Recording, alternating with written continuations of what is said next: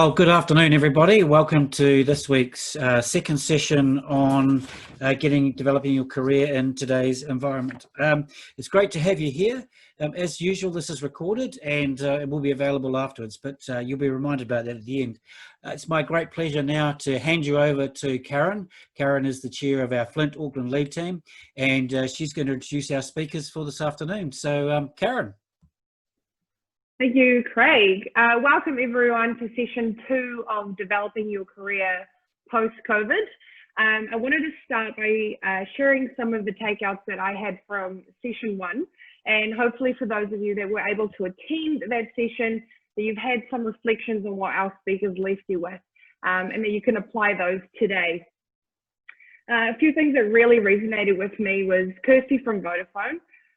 She told us that longevity is all about getting new skills. So she told us to take on new projects and always grasp the opportunity to learn from our peers, but also from our community. She said that there's a focus on customer experience and it's now enormous more than ever.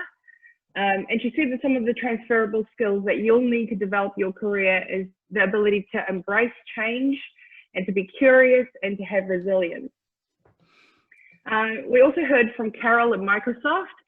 She said one of the biggest learnings that she wants us to have is to learn the difference between coaching and teaching. So coaching is to always allow the person to find the answers themselves rather than telling. And we heard the same theme of resilience and passion to always want to do more. Lastly, we heard from Maria at Field 50. Her advice to us is to play to your talents.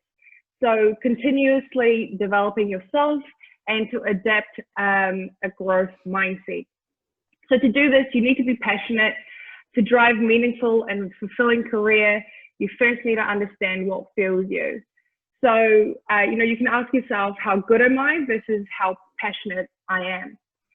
So think about a time that you were buzzing, that you really felt like you love what you do, that you're in a good flow. That's your talent sweet spot. We've seen rapid changes recently. We've had to adapt really quickly, and I think that we've done really, really awesome as a country. But it's now normal for us to build trust and relationships at pace and virtually. I mean, look at us, we're sitting here behind a computer. Soft skills is something else that we need to learn, and it's becoming more and more important. So look, those are some of my key takeouts.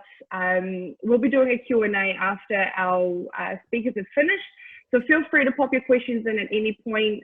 There's also a little button that you'll be able to upvote for the questions that you want to hear answered. So look, with that, I would like to introduce our first speaker, Nikki Jones, who is no stranger to FLINT. Nikki is an organizational development professional with expertise in the future of work and over 20 years experience in both the public and private sectors. She's passionate about supporting organizations to meet the future demand by ensuring that people practices support their strategic priorities. Incurably inquisitive, especially around the technological innovations, Nikki loves learning and moving forward, and she helps client organizations to do the same. She recently completed research for a TEED on the future skills needs for Auckland through to 2029 and has experience in the strategic alignment, strategic workforce planning, and talent management. Welcome, Nikki. Thanks for that, Karen. Now, as Karen mentioned, I did some work recently for a TEED looking at future skills, and that's what I wanted to talk about today, is what are the skills that we're going to require now and into the future, that we can think about how we can develop those in order to kind of future-proof our careers. So some of you may have heard these before, and in fact, if you were in the webinar last week, a number of the things that I'm going to talk about were actually mentioned by the previous speakers. So I hope that doesn't become boring. I hope it just cements it for you, the importance of it. But I'll talk you through some of the skills that were identified through the process where I worked with a number of different employers around Auckland. They were across different industries, different roles, and just to look at what were the things that were happening for them in their work, in their job force around the next 3 to 5 years, and what were the skills that they were looking for from their people. So what was really interesting to me is that across all of the different roles and industries that I talked to people in, actually the results were quite similar, and there was a common set of skills that they were talking about that were really important. And what I'll do is I'll actually share my screen so you can see those.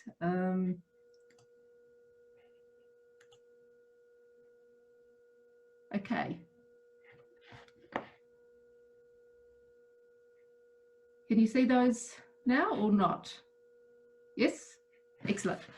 Okay, so what I found is that rather than being the technical skills that people were looking at, it was those skills that would assist people to actually learn and adapt as things change around them that were going to be most important.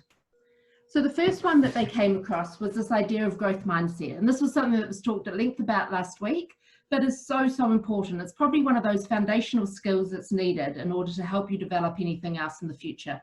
So it's been about open to learning and open to new experiences. People with a growth mindset are those that believe that through sort of hard work and determination that they can learn anything. In the past, many people had what we called fixed mindsets, and that was that they believed they had to be an expert in something. They had to know everything there was about it. And so they weren't necessarily open to new things because that might disprove what they already had. So this is the idea that you can't be expected to know everything at all. And so it's been open to learning things from different places. There's a quote, and I don't know who said it, so I can't share that at the moment, but it's that in the future, we will not be judged by what we know. It's that we'll be judged by our ability to learn, and that will be what sets us apart from others. And so growth mindset is one of those things that having that ability to think that we can learn anything is one of the critical things that we'll need for the future. The second sort of cluster of skills that came through was the idea of creativity and curiosity. That's about being open to experimenting with new ways of doing things and thinking laterally to generate new ideas. And coupled with that is the idea of critical thinking and problem solving.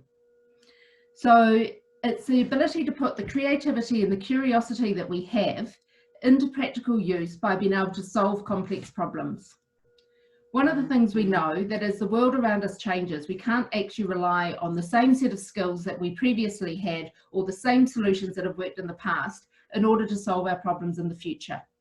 So a person with critical thinking skills is someone who can be open to innovative solutions and ideas, to come up with new ways to solve complex problems, and to use things like reasoning, logic, and evaluative measures in order to understand what the best approach might be. It's our ability to analyze a situation around us, to be able to understand what's the same, what's different, and then to be able to determine an appropriate course of action. The next couple that came through link well together, and that's because they're uniquely human skills. And this is the idea that our ability to care for others. So as more and more things become repetitive and automated, it's our ability to care for others that will set us apart from technology. It's also our ability to collaborate with others and to value the unique perspectives that different people bring. In the past, where we might have worked a lot on our own or in sort of single disciplinary teams, so with people who had similar experiences and similar skills to ourselves, it may not have been as important. But as we think about things like new ways of working, such as human-centered design and agile, we're working on the ever-increasing diversity of our workforce. It means we're going to be working with people who have different experiences, different skills, different ideas from our own. And it's our ability to really thrive in those environments will be based on our ability to really be able to value and embrace the diversity that's around the table. And then the last skill that came through was this idea of resilience and grit. And this is something that has been talked a lot about, and especially with COVID in the most recent times. But that's our ability to not get knocked back by challenges that happen. So not to see that things that maybe get in our way as being something that might stop us from doing something, but it's our ability to sort of continue to push through and to sort of work through the adversity that is going to make us stronger in the future. We know that things are changing rapidly, and so we need to be able to move with the changes. So there are the sort of common skill sets that are needed by everybody in every industry in any level role, and they're the ones that were talked about in the previous webinar from Kirsty and others, to say, you know, these are the things that they're seeing within their workplace that are really important. The other set of skills that we identified, though, when we talked to different organisations, is some of these sort of role-specific skills. And these are things that not everybody in your organisation needs to have, but actually it seems that almost every organisation needs to have some people who have these skills. So in the past, we may have had roles that were quite specific to industry. If you're an accountant, you're probably going to work in an accounting firm. Transferable skills may be that you could be in a finance team within a different organisation, but things were very much sort of set around the types of organisations we were in. What we're finding now is that almost every organisation is talking about the need for data and analytics. So people who can really understand the data that's available, to be able to turn it into insights and to be able to add value to the organisation through that.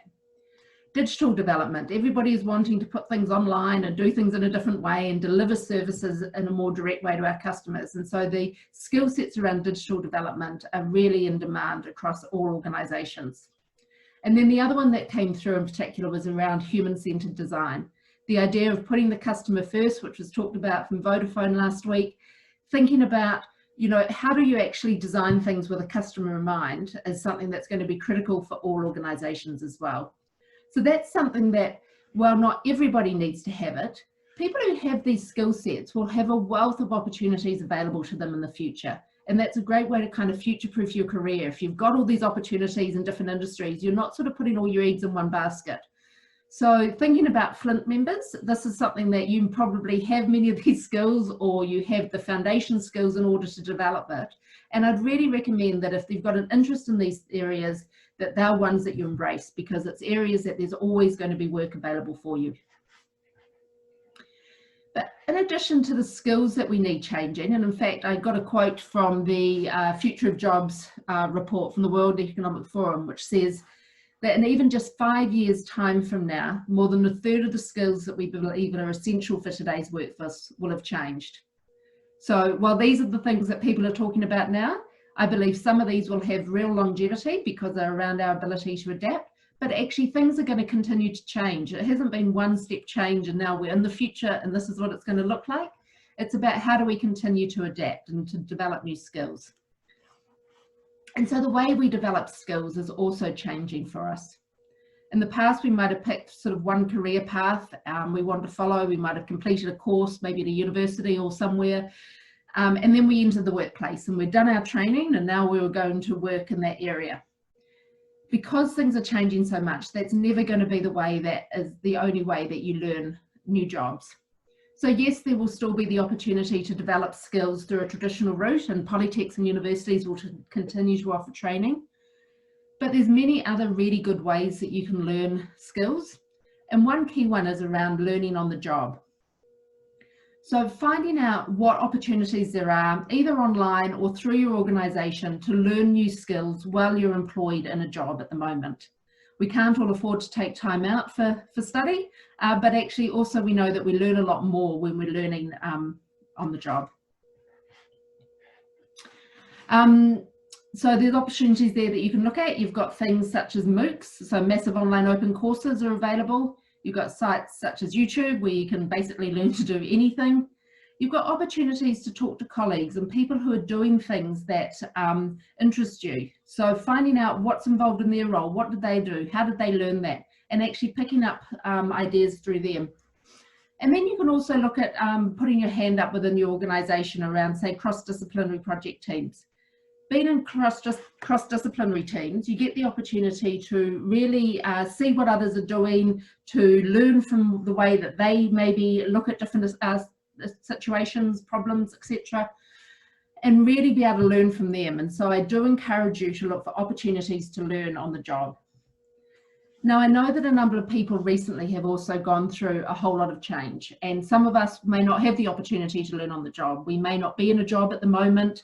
The job we're in may not provide the opportunities we're looking for, or the organisations we're in may not actually be as open to learning and providing those opportunities. So there's other things that you can look at doing too. And I've said kind of in your leisure time, whether it's really leisure, your decision. But it's the idea that actually things like these MOOCs, these massive online open courses and other things, are really, they're often free or really cheap to participate in. And they usually only take maybe an hour or two a week. So it is an opportunity to do that. There's also things like interest groups that I'd recommend people might look into. So through apps like Meetups, there can be the opportunity to connect with others who have similar interests and passions from you. That kind of idea about finding your tribe, finding the people who love the things that you love, and actually being able to, talk to them, work with them, learn from what they know. As an example, I used to go to one last year on the future of work from Tech Futures Lab. And each month they'd have 60 to 80 people who'd turn up who are all passionate about the future of work from different perspectives. They'd have guest speakers, they'd have panels, they'd sort of demonstrate new technologies. But really it was just an opportunity for people who are passionate about the same thing to get together. And so I'd really suggest that if you have something that you want to learn or you want to develop into, to find opportunities, to find a tribe of people who are doing similar things.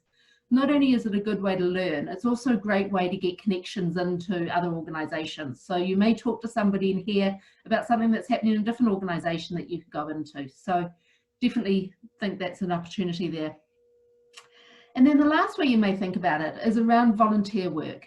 So people think that volunteer work is a great thing to do because you're supporting another organisation, but actually doing volunteer work is a great way to support your own development as well.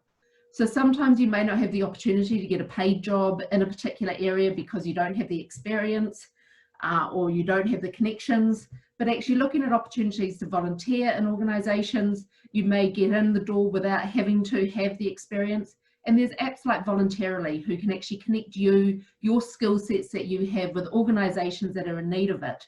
And the price of entry or the bar of entry may be slightly lower when they're not paying for it. So it's an opportunity to take that knowledge you have and really get the experience in doing that. So that's another way that you can think about your career. So I just want to finish off by really talking about, so the quote here, the best way to predict the future is to create it. What is it that you need to be doing in order to really develop your toolkit? Because you've got this chance, you've got the skills that you need to have, but it's about how do you go about doing that? And how do you decide what your passion is? So if you're going to actually create your personal vision, your direction, it's about thinking about what is the direction you want to be in. How you set your vision will depend on how you think about your future and any sort of decisions you might choose to make about employment, about study. So to help you create your vision, there's an exercise that I've used in the past, and it's about putting yourself in the shoes of a future you. Now, when I've done this in the past, I actually talked about imagining yourself in your retirement day, but actually we know that retirement is a long way away for many of us, longer for some than others. And that also we know that we'll probably have 2 or 3 careers between now and then. And so thinking about that is probably a stretch too far. But if you want to do this, I'd get you to sort of imagine yourself on another milestone, so whether it's a significant birthday, whether it's the last day of work at the current organisation you're in, something where people are giving speeches about who you are and what they value in you. And I would think about, what do you want them to be saying about you? What are the achievements that you would like them to talk about? And how will they describe you as a person? Because often we go through life without a real plan. We just think, well, we'll just take the next opportunity and the next opportunity. And all of a sudden we get to a stage where we think, oh, this isn't probably where I thought I was going to be. And so actually putting yourselves in the shoes of a future you and thinking about, where do I want to be in 2 years and 5 years and 10 years? And not just the role I want to be in, because we know that roles around us are going to be changing. But actually, what do I want my achievements to be? What do I want people to remember about me, or to say it was the impact that I had on them? So I encourage you to do that exercise, to think about that and think, what do you want people to say about you? And then it's your job to think about, how do you actually make sure that's a reality? How do you enable that to come true for yourself? So how you choose to set your vision will guide the decisions that you make every day. And so if you set a really aspirational vision, you've got to think about, are you stretching yourself every day in order to get there? Because you're never going to get to this aspiration if you just imagine it and then don't make changes. Or if your vision is around doing something completely different, so taking a really new direction in life, then when are you going to make that step? How are you going to prepare yourself so you can make that change to end up in the place that you want to go? No one's vision is more right than the other. It doesn't always have to be really aspirational or really different or anything like that. It's about what talks to you, what genuinely captures the what you want from the future, how you want to your life to play out. And it doesn't just need to be thinking about work. I know today we're talking about your career, but actually I'd challenge you to think about it really holistically. So you've got the areas that you might want to work in, you've got the experiences you might want to obtain, but also how would you like to see yourself and how would you like to be seen by others? What phase of your life do you want to step into? It doesn't always need to be a period of study, 40 years of solid hard work and then retirement. The world is changing around us in that sense too. And we may be looking to take some time out, to take a career break, to really push ourselves at other points and really strive for whatever we can achieve within our careers. You know, we need to think about what's the right time for us and what do we want to be doing with our own careers at the moment. And also it's about getting that ideal balance for you between yourself, between your home and your family and your work balance.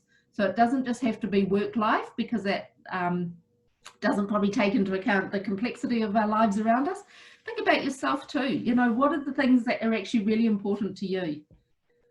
So how I'd leave this, I guess, is around having a plan, and even if it changes, it will help you to achieve your vision in the future. So without that plan, you're never going to get there, or you're never going to know if you did get there. So it doesn't matter if it changes, but actually use it to help navigate the decisions that you make now and into the future. Cool, that's me. I need to unshare. Thank you, Nikki. Look, I just want to give a reminder to everyone to pop your questions into the Q&A section down the bottom. And then there's a little thumbs up button for the questions that you are super eager to hear answered first. So remember to use that. I'd like to introduce our next speaker, Max Cullen. Max is the General Manager, Technology, Digital and Experience for Randstad New Zealand. Randstad is the leading recruitment and HR services company globally. He's a recruitment leader and has worked for the world's leading tech companies and digital agencies. He has experience working across Australia, New Zealand, Asia, the UK, the USA, all over the shop. Max's passion is the ever-changing world of how we work and the modernized approach of finding talent and how to best qualify people through more than just their skill set. Welcome, Max. Thanks, Karen, and thanks, Nikki, for your presentation as well. There's so many things in that I was really hung on to, because one of the biggest challenges for us on this side of the table, which is the main introduction into industry, is finding people who really want to share their passion and their motivation. It genuinely is the number one thing that businesses are looking at the moment, and of course, I think the modernisation of skill sets as well. It's important that as a collective, the candidate community really are aware of what modern positions and skill sets, especially in technology, are available out there, but also just across the board. It is very, very, very important. There's some really interesting questions there, which I really look forward to having the chance to answer at the end around digital and formal education. There are a few questions there that we obviously do get quite a lot of. We get those quite a lot. So look, I was just going to really quickly talk. I won't take up too much of everyone's time here. I just wanted to talk about a couple of really particular direct things that actually segue quite well off Nikki's presentation. The first one is certainly how to get your CV out out there into the market and how to make it more and more attractive. But more importantly than that, talk about your online presence. That's obviously important. But there are a few other things that I can add to that as well, which I think will help. And I'm obviously open to answering any questions anyone has about acquiring a new position, especially in a world where obviously the modern skill set's increasing. So look, there are two. Any candidate that comes and talks to our teams, especially from a technology perspective, there are always two things that we say you certainly need. The first one, they're both very obvious. The first one is LinkedIn, and the next one is your CV. But what you're doing with those platforms is just as important. And I think a lot of people get confused around the usability of LinkedIn and how to best use LinkedIn as a candidate. And there are two ways to look at it. There's the functionality of the platform, which obviously is reasonably self-explanatory, but there's also what your personal brand or what your personal footprint looks like on LinkedIn that actually helps us find you. The first one, obviously, with LinkedIn is if you're interested in looking for work, one of the things you can do is actually notify recruiters. So we use a back-end product called LinkedIn Recruiter. And what that does is it gives us more access to the LinkedIn community. Nothing crazy, but it does give us access to you if you're looking. You can actually notify on your LinkedIn profile to say whether you're looking for engagement with a recruiter or with a hiring manager. It's really important to make sure that you're going on there and using that tool, because when we go into our LinkedIn Recruiter platform, we get to see a ever so slightly different version of your profile, and it highlights us with that information. We can do all sorts of things. We can message you through that. We can connect with you faster.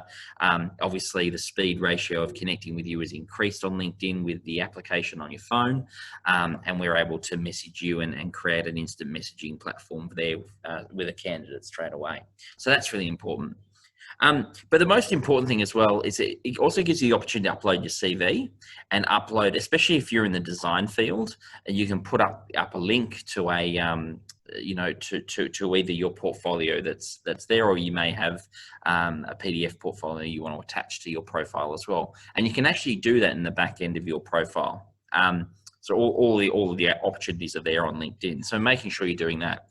The other thing with LinkedIn is, and this for me, I think is probably one of the things where a lot of people miss out the most, is how much information you're putting on there and the type of content that you're sharing and liking and maybe pushing at yourself. That is really attractive to potential employers.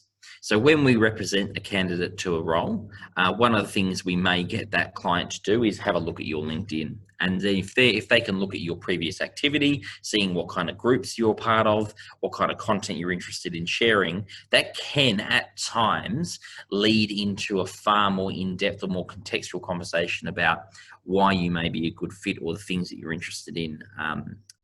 Away from what can be more of a traditional just CV type set of your portfolio. Having a really nice, full and complete LinkedIn profile is also really, really important. So that means having a photo of yourself, putting in a nice, succinct description of what it is you're doing, or just like Nikki was talking about, your motivations, your future work, or what it is you would like to get into. That is also something that's important, because not only will people be able to read that and you're selling yourself the right way, but also recruiters will be able to find you via their search when they're picking up on different keywords.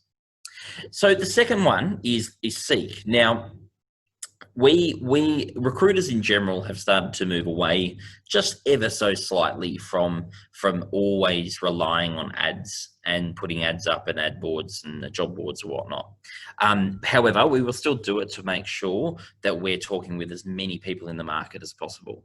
What's really important is that seek profile that you're developing, especially here in New Zealand, considering that there are only a few competing job boards, and making sure that that's full, making sure that you've properly put down your salary expectation, making sure you've put in your skill sets. It gives you the opportunity to even tag those now, and making sure your most up-to-date CV is on that that platform. We again have access to a back-end part of Seek that allows us to go through and find your profiles, and it also gives us the opportunity to know whether you're available and looking or not. So those are some things that will really help. So that's a good way of just knowing, on the two most used platforms in New Zealand, how do I get myself out there and share things? Now, there are different things popping up here and there on Trade Me and Indeed and whatnot. I'm sure that they will become more and more competitive as the time goes on. Probably the biggest tips at the moment around getting traction, because believe it or not, the people you're competing against for roles, they are missing out on that. We see it all the time. We see so many candidates forgetting to put in this information. The other part around this is when we start thinking about things like our CV and our CV structure. And this is a really interesting one, because depending on what part of the world you live in or you're from, it may actually affect the way you structure your CV. The first thing that I would always say is that, remember, when you're about to join an organization or interview an organization, that business is looking at you as an investment. Now, that doesn't mean to say that they're looking at you purely from a financial perspective. They're, of course, looking at you from your motivations, your personality. Are you a kind person, or are you someone who comes in as a high performer with low trust? They're measuring all of that type of thing. And that is the priority for the majority of the organizations we work for.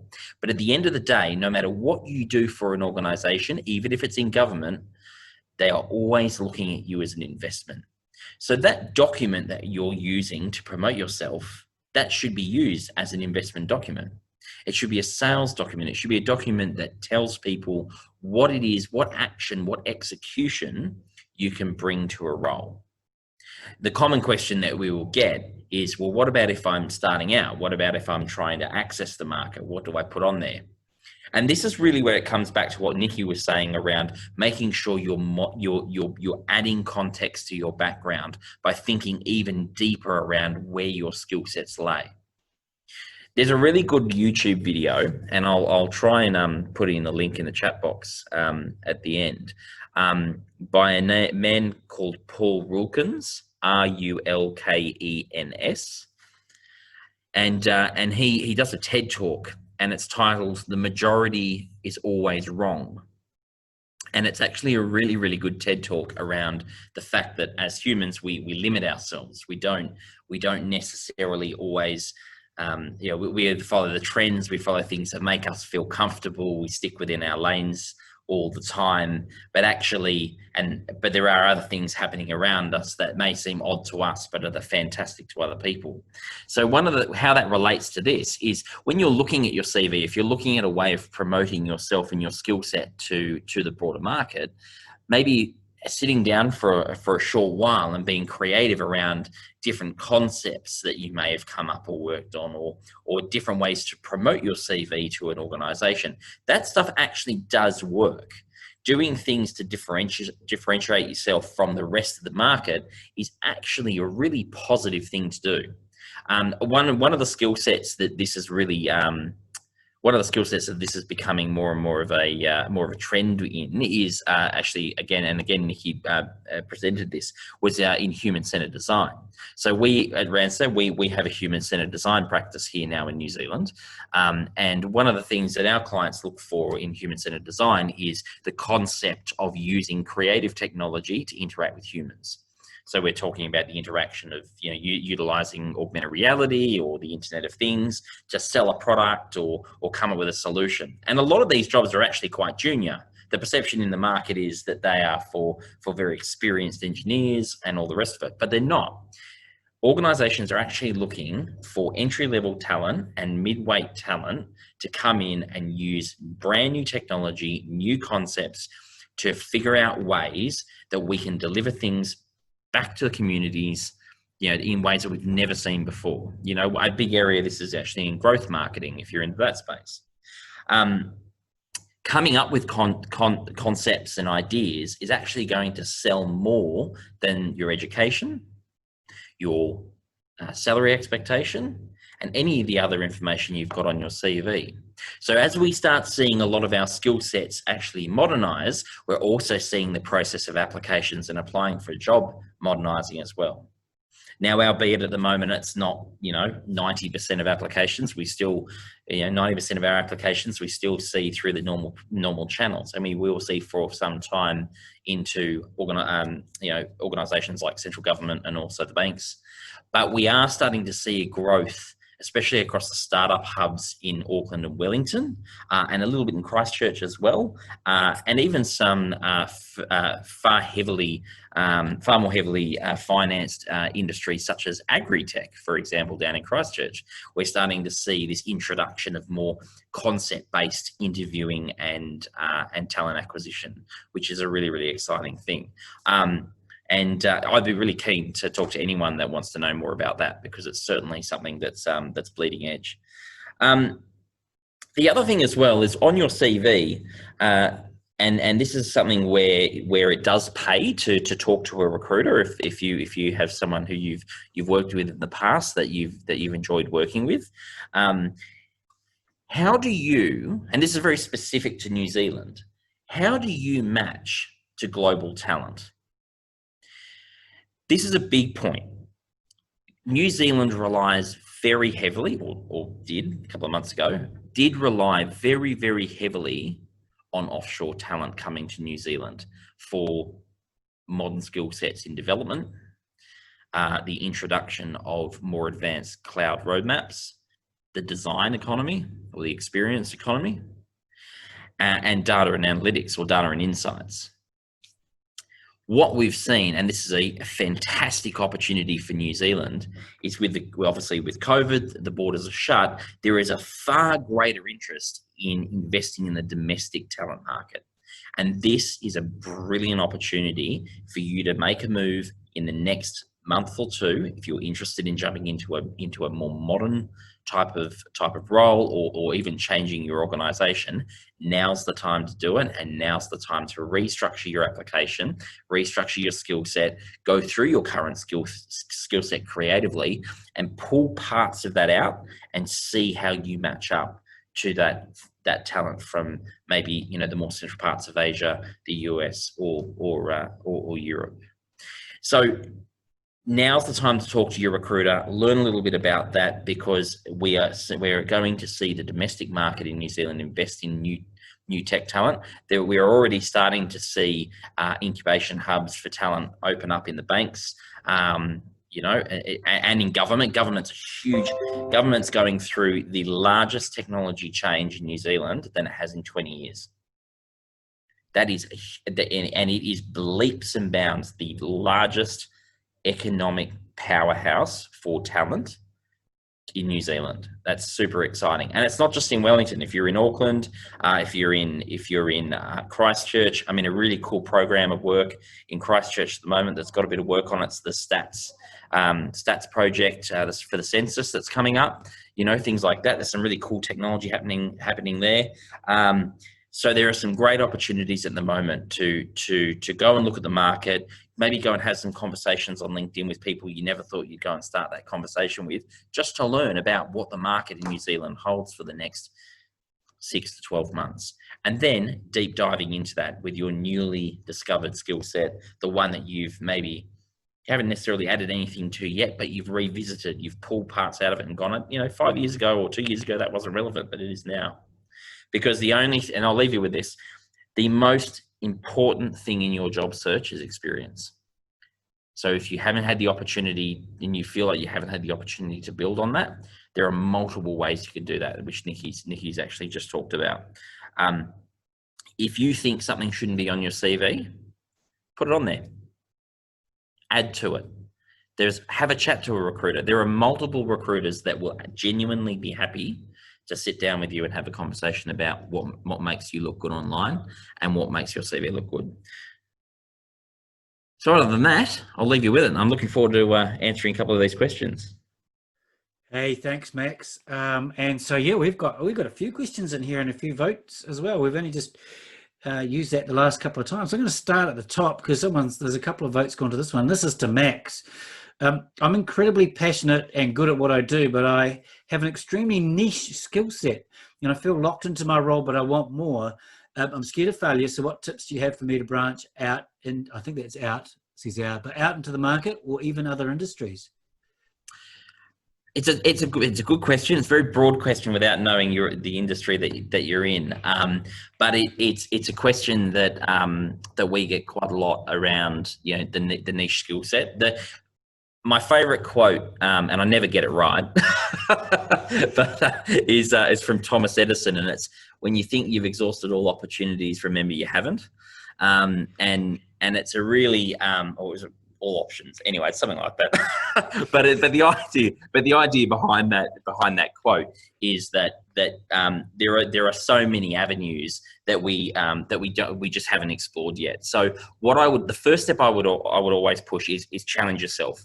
If you have a niche skill set and you think that there's maybe limited opportunities for you to go and expand on that or offer it somewhere else, sit down with yourself. I'm talking, give yourself a genuine amount of time, cafe, coffee, 4 coffees, whatever it is, you know, and really figure out what it is that you do, what it is really, where it really is that you add value in what you do, and then see where else you can apply that. That's probably the first thing. And that obviously could also include, say, a conversation with someone like myself. You know, you could give me a call or send me an email, and we could work that out together. The other thing as well,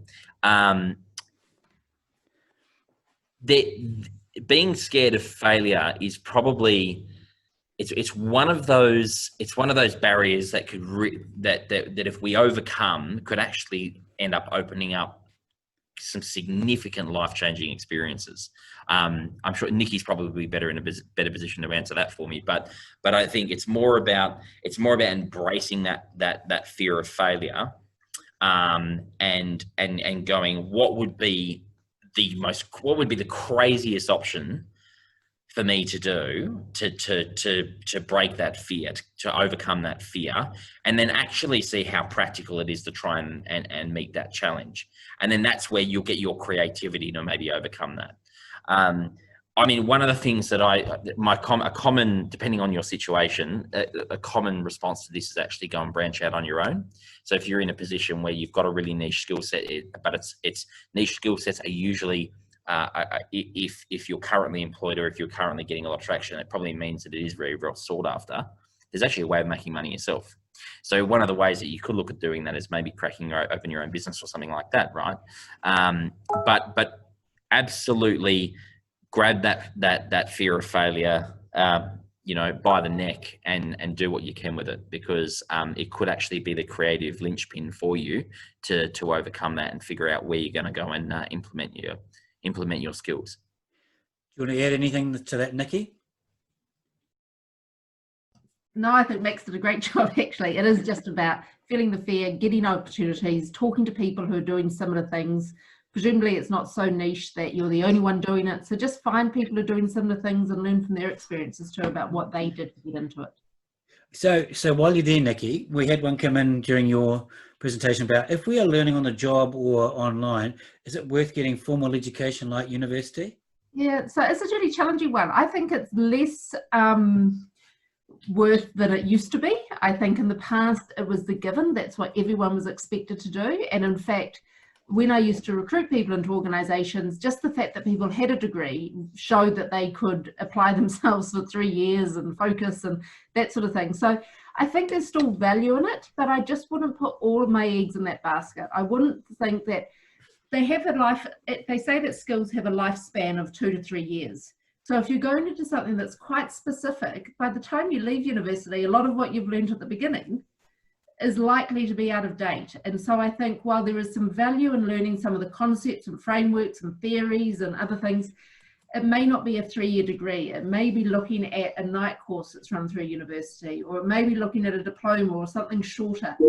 What I'm seeing a lot is coming out of places like AUT and areas that are sort of more polytech focused is the way that they're mixing on-the-job experience. So having internships as part of the development. So you're not just learning from a professor in a big classroom and learning the theory that they worked in maybe 30 years ago before they moved into university. You actually get an opportunity to learn on the job. So it's not saying don't go to universities. I don't want to be that person who says universities are outdated, because I think they are adapting with the times and providing a different level of learning. but don't think that that's the only way to do it. Do look around, see what opportunities there are for shorter courses, for ways of learning on the job. You by actually doing something, you learn it so much better than you do when you're just listening to someone talk about it. And so exhaust those opportunities first before you actually sort of fall back on the formal learning, I'd say. Thanks, Nikki. What else have we got here? Max, you've worked all across the globe. How do I make myself available to recruiters overseas? I don't know this one, but is there a feature in LinkedIn that makes them visible to other countries?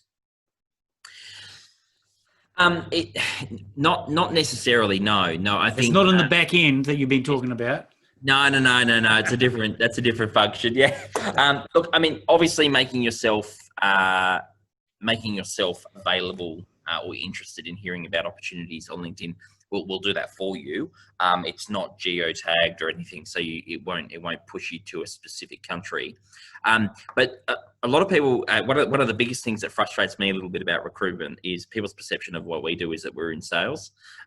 We're marketers. We market people. We treat customers and we treat candidates and clients as customers. Well, at least we should.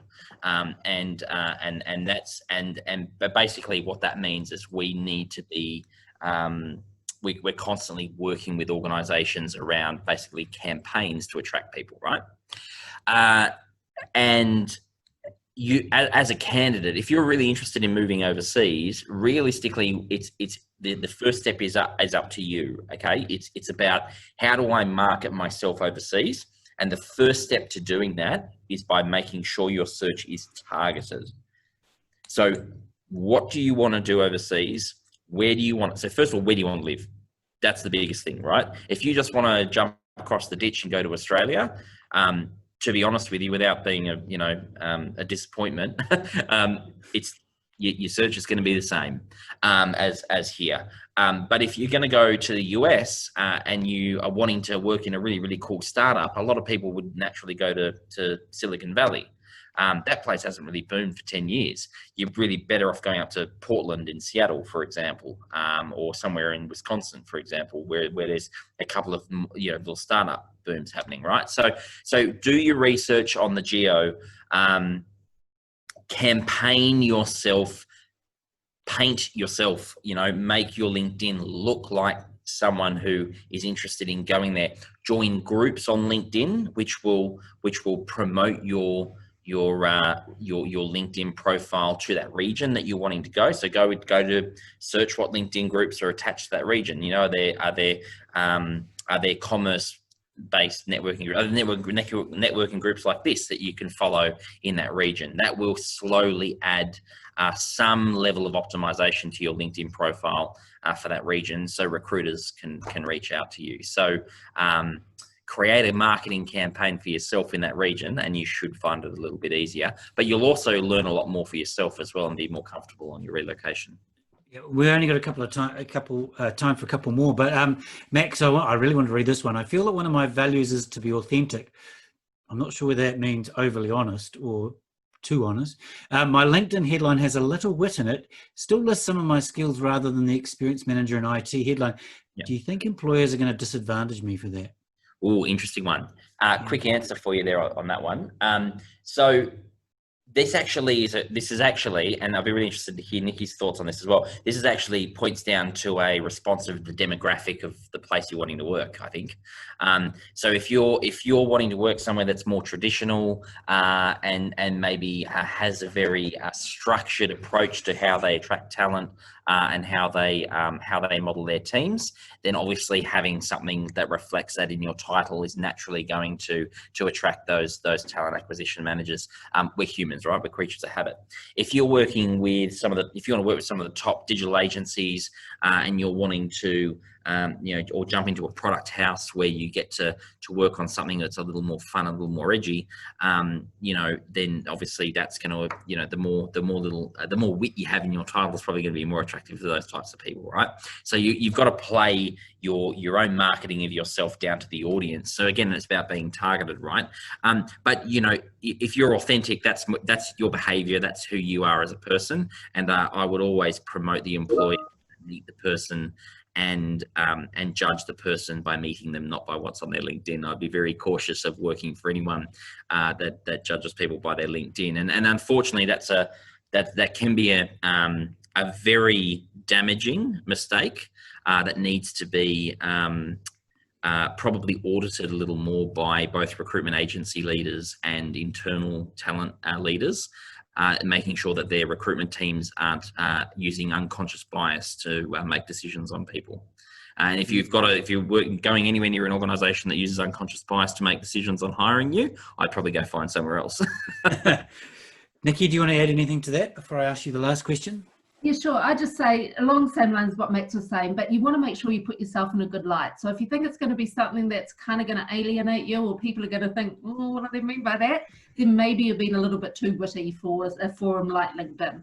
But being authentic and being yourself, I think, is absolutely fine. I write blogs every so often on LinkedIn, and I write like I speak, and I don't write like I'm a consultant or like I might produce my work. I write like I am as a person. And I think that's okay, because it's not necessarily I hope it's not alienating people anyway. So I think being authentic is fine, but just be careful about how authentic you're being and whether it's going to actually put people off, or if people aren't going to understand it, they may, if they don't get your wit, they may steer clear, which is a shame. Yeah. Hey, look, the last question I'm going to ask you both before I hand back to Karen is pretty topical, actually, because one of the skills you talked about was diversity, I think. Yeah. And it's a question in here. Can you talk about the difference between diversity and diversity of thought? Are they different, or are they just a way to excuse the lack of true diversity? So I want to have a go at this, because this is something I'm really passionate about. So I think people often do think that they just say, oh, it's diversity of thought, because that is a way of masking it. But I think you've got to be careful about what are you actually trying to achieve by diversity. There's a model that we used to use at an organisation I was at around ICE. So you've got diversity of identity, and that's things like your gender, your ethnicity. It's it's the things that you can see and hear about people. It's about who you are as a person. You've got diversity of cognition, which is the way that you think. And so you might have people who are very linear thinkers. You might have people who think in a completely different way. I know my mind works quite differently from a lot of people I work with. They think I'm crazy sometimes, but my mind can go off in a bit of a tangent. And then you've got diversity of experiences. And I think this is a really key one that we often forget about, because it's not visible to see. So when we're trying to get diversity, say around a board table or an executive team table, sometimes people think, oh, well, it's what we can see. And if we can't see diversity, if we all look like we're male and European and whatever it might be, they say there's no diversity. Yeah, actually, we don't know the experiences that people have had. And just because of the way we look doesn't mean that we bring the same experiences. So you can have people who look completely different, who've actually been to the same sort of school, who've had the same sort of upbringing, who've done the same qualifications at the same university, and actually they don't bring a lot of diversity of thinking or diversity that you're wanting to add to the table. So if it's around the appearance, and sometimes it's just looking like you've got diversity. So, sometimes when you're on panels and you've got to make sure you've got a female on the panel, you've got to make sure you've got a male on a panel or something. Sometimes that's okay if that's all you're trying to achieve, is that it looks diverse. But actually, if you're really wanting true diversity, you can't just think about the identity side, and you can't just think about the experience side. You've got to think about people holistically and everything that they bring to the table, and try and get that diversity in there that way. Really interesting. Thank you. Max, as a white male like myself, do you want to say anything? No, I think that was a really, really well-rounded response, to be honest. I think one of the really interesting points you make there is, it's not necessarily what you can see, right? And that, I kind of make the point around unconscious bias, right? that's a big part of it as well. And I think that awareness needs to be a priority. And I'm glad. Well, I mean, I was going to say I'm glad to see that it's growing, but I think it could be growing at a much bigger rate. Yeah, I'm very keen to do something with the FLINT group, particularly in the future work conferences later in the year around unconscious bias, because I think that's something that we could perhaps really look at. Thanks so much, guys. Try not to say guys. Thanks so much, team. I'm going to hand you back to Karen, who's going to close us off for the day. Thank you. And I just really quickly from me, just want to say a big, big, big thank you to our speakers, Nikki and Max. And I'd like to say thank you to everyone who registered and attended today. If you did want to watch the session or even last week's session, you can do that on the 20Jun30 YouTube channel, and that will be uploaded by tomorrow. We really look forward to seeing you at our first face-to-face event, which we will announce very, very soon. Until then, thanks. Thank you.